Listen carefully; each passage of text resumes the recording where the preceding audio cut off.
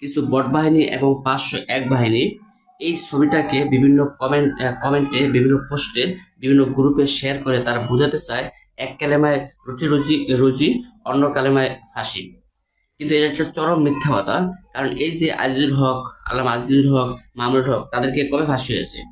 কবে ফাঁসি হয়েছে? এটা চরম একটা মিথ্যা কথা। আর তাদেরকে জেলও নিয়েছে, অবশ্যই জেলে গেছে। কি জন্য জেলে গেছে? কারণ 501 নারী গঠিত কেলেঙ্কারির কারণে জেলে নিয়েছে, অন্যথায় কিন্তু জেলে নেবে।